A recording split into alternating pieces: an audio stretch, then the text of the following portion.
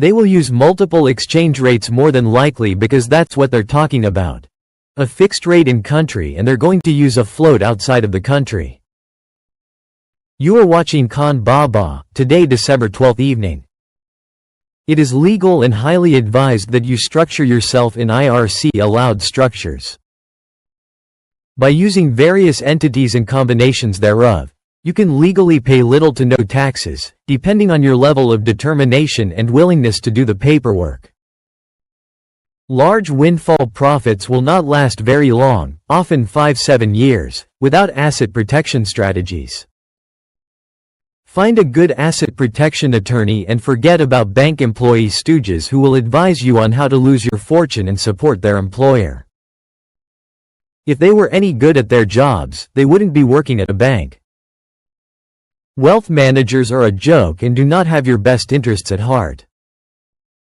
The issue of taxes on a future currency revaluation of the IQD surfaces from time to time. I will give the bare facts here. This currency exchange is a 988 tax event according to the IRC. Internal Revenue Code. This means you may elect to pay your taxes on the profits as either capital gains or personal, regular income.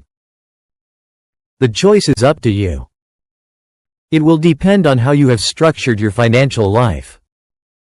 As the Midwest criminal investigator for the IRS told me at our weekly cookout, the tax code is written for both kinds of people. Those who pay taxes and those who do not. At the appropriate time for your unique circumstances, consult your tax and asset protection advisors. Sadani spoke and said it's time for the currency to match the wealth and prestige of our nation, and the dinar should reach its full potential and enhance our economic growth. Sadani said he hoped the dinar would stop being overlooked and rather reach its full independent control of their destiny. How many more combination of word salads can they come with without being obvious? Sadani just said we have completed in full the reforms and are in full international compliance. Oh, man, this guy is talking way too much. You're making me dizzy. You may be asking, how is Iraq doing this? Their oil money, baby.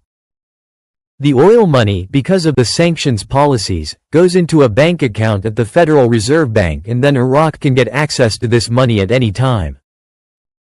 Because of the flow of the large sums of income from oil, Iraq has been able to amass over $100 billion in foreign reserves.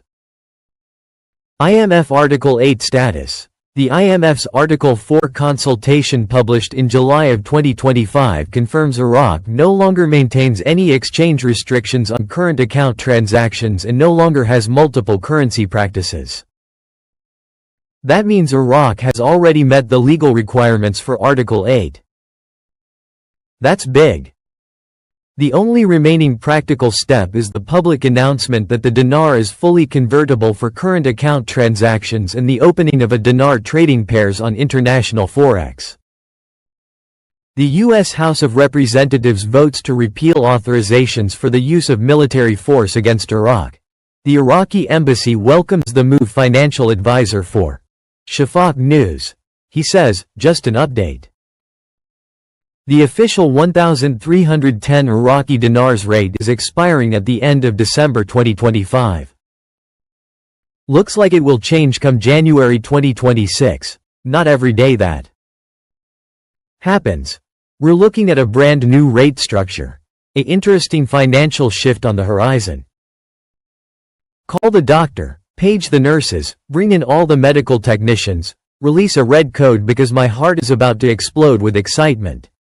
Every day it gets louder and more exciting on the monetary reform. So much information is pouring out every day which tells me we are extremely close. Then he said it's his personal opinion. Hope Allah doesn't have him silenced. Mr. Economist. I got a feeling it was Sadani. Trump, who sent you, to impress the citizens of Iraq. There is lots of discouraging articles, mostly falsified information by the Iranian influence who want to keep the same old status quo of enriching Iran over Iraq. Folks, they are telling us now this is right around the bend and the dinar is going back to Forex. It is not an option but a mandatory step for the future financial goals of Iraq. All the messages we are getting from the CBI now tell us that January 2026 is still a target for the reinstatement. I wish I could tell everyone that the removing the of the zero has begun, but it hasn't. Here we sit, almost mid-December already, and still waiting for the execution of what they told us months ago would occur at about now. Will we have to wait until mid-2026 or longer for the reinstatement? Tell me, why in hell would the CBI, along with a huge effort from the GOI, go through all these reforms and economic projects, i.e. the development road project, expansion of oil, customs and tariffs, etc., if they were not serious to re-enter the global markets? Last Sunday, we know that when the dinar came out on Forex as an international rate, they wanted the dinar to be traded up higher for us. We know what the rate was when it came out.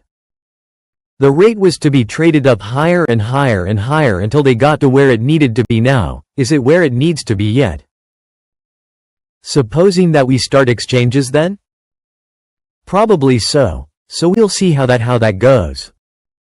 We do know this, though, as far as the dinar is concerned. Remember, thank you for watching.